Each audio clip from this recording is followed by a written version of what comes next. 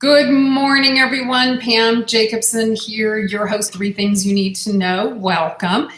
For all of you that are just joining for the first time, we are actually in week 6 of a long series that I plan to continue regarding resilience. How do we become resilient to, any possibility for negative impact on our health? And so it's called the Resilience Series. We are in, this week is week 6. So please, if you're new, go back and review the past 5 weeks so that you can kind of catch up to where we're at. But each individual program will give you some great information. But I do encourage you to go back because the last 5 weeks we really built the blueprint, if you will, or the foundation for resilience. And this week we're going to start talking about how to actually implement it. So all of my contact information is over in the chat area, my phone number, my website, my email address. You can find out everything that you want or need to know about me, my credentials, my practice. I work with clients all over the country, helping them to build or regain a healthy foundation, restore proper function, and really just create quality life for themselves. So regardless of where you are in the country, I can help you. Please feel free to reach out through any of those venues, and I'm happy to answer your questions. So let's move along. The last 5 weeks, we really built, as I said, the foundation for resilience. So just to quickly review, in week 1, we talked about, and these were in order of priority, right? They are the foundational pillars, but they are not all at the same level of priority. So I basically organized the weeks in terms of priority. Week 1, we talked about sleep, restorative sleep, reparative sleep. It's the only time the body can repair itself. And without that, you will make no progress toward your health improvement goals. So please be sure, if you did not see that episode, to go back. I gave some very clear instruction and recommendation on what you could do now to begin improving and optimizing your sleep. In week 2, I talked about stress response management. What that means is dealing with how you respond to stress, not necessarily changing the stressors. Many of the things that we're faced today are not things that we have control over. This is really about what do we do about our response to the stressors in our life. Again, between number 1, sleep, and number 2, stress response management, if you do not have a good regimen in place on a daily basis to manage these 2 things, you're going to have a really difficult time creating an optimal level of resilience. In week 3, we talked about movement, exercise, and the importance of that. Lots of good science around that. And in week 4, we talked about nutrition and fueling the body, which unfortunately many people start there, right? They see that as the most important thing. And I think the reality is, if the body is not well repaired and the stress is not well managed, making the right fueling choices for the body becomes very challenging, as does motivation for picking the most nutritious foods or even exercising. So again, you really have to spend a lot of time in steps 1 and 2 to get those dialed in. And we'll talk a little bit in these coming weeks about really how to do that. But week 5 last week was a great week. I interviewed Trevor Love from Orthomolecular Products, which is a very large, probably one of the top nutraceutical companies in the United States. And he gave us an insider's look at what it takes to become a quality company such as Orthomolecular is. I trust them. They do a lot of research and have created some amazing products that have really given me a leg up when it comes to helping my clients reach their health optimization goals. So I appreciated his insider view, having just come back from a big tour of his corporate office and their manufacturing facilities. And he also highlighted his top supplement recommendations for resilience. So it was a great episode. Please, if you didn't see it, go back and take a look, and also take notes on the supplements that he was recommending. I have previous shows, even before this Resilience series, where I also went through a list of the types of things that we should be using. Last week was really about support. And so that's what supplements and supplement treatment is about. It supports the foundation. It doesn't take the place of it. So for those of you that are walking the aisles of your local health food store, hoping to find the magic bullets to restore your health, I I'm sorry to report that you will not find that. Not there, not with me, not with your physician, not with any medication. This really starts with you taking the responsibility that is yours to build resilience. And that really is the 5 steps of the foundation that I've laid out for you thus far. So today, we're going to talk about or begin to discuss how is it that we take that information, because really the last 5 weeks was about information, right? I provided you with a lot of information. You're obviously interested in the information because you were here, you watched it. But there's a big difference between being interested in something and being committed to making it happen. And that's really what I want to spend the next few weeks looking at, is what is it going to take to be committed to the work? Because obviously in those categories that I've been talking about, there's things that you're going to have to do in order to make that be effective in your particular life, in your lifestyle, in your particular schedule, your family situation, whatever that may be. We all have our differences, our challenges, our limitations that we have to consider when we are implementing a new plan or program. And so that's really where I will take this over the next couple of weeks. And it really starts with, one of the things that this isn't a thing that comes up for me almost on a daily basis, because many of you know, I am the Chief Wellness Officer for a company called Level 10 Health that is actually owned by Kathy and Tom Ferry. And I consider them both to be not only wonderful friends of mine, but also mentors. And Tom is a very well-known life, career, financial coach who has built a whole company and industry on helping people be better in all aspects of their life, but focused in the real estate market. And they had come to me some time back and asked me to help them build a wellness component into what they were offering their clients. And that's really what Level 10 Health is all about. And I did put my level10health.com if you want to know more about that company. But what I'm going to do today is borrow from Tom an episode from his blog it was maybe just about a month ago, where he gave a very clear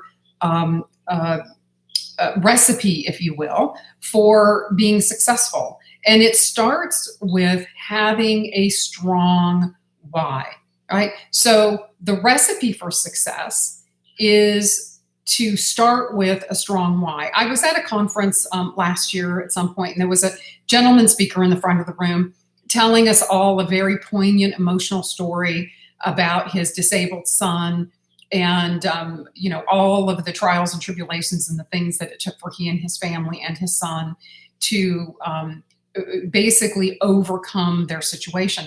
And it was a lot of commitment and a lot of work and a lot of caring on all of their parts. And he stopped sort of in the middle of his conversation with all of us, and he said, I just have one thing to say to all of you out there. If your why don't make you cry, then it's not strong enough.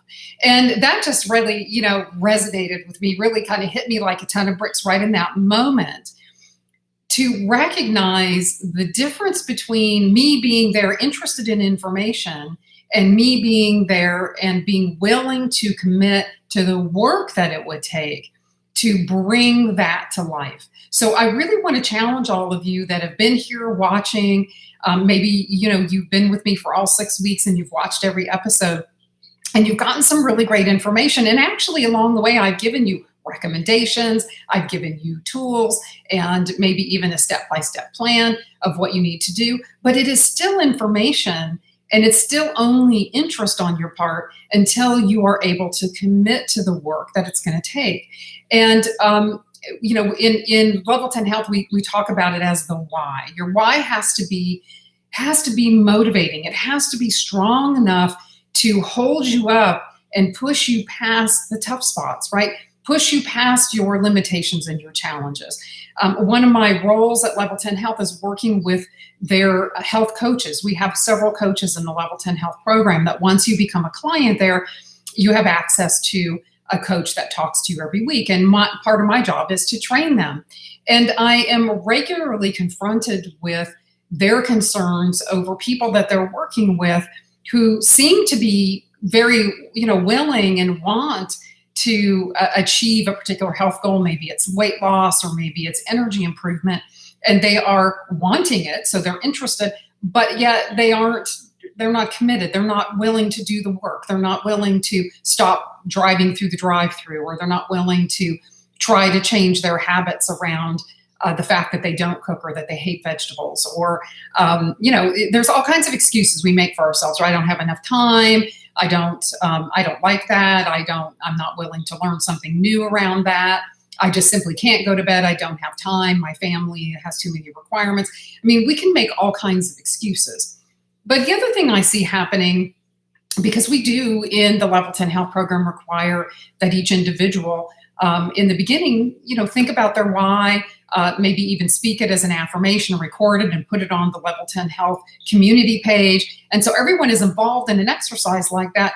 But again, if the why is not strong enough, and I think if the why is not properly executed, then it's not enough to hold you up and push you through those moments when you feel like you just want to come up with an excuse for why I can't do this today, right? So what I love about Tom is he gets really down to brass tacks, right? How can he take someone from an interest in something to an understanding of their responsibility to be committed in order to achieve it?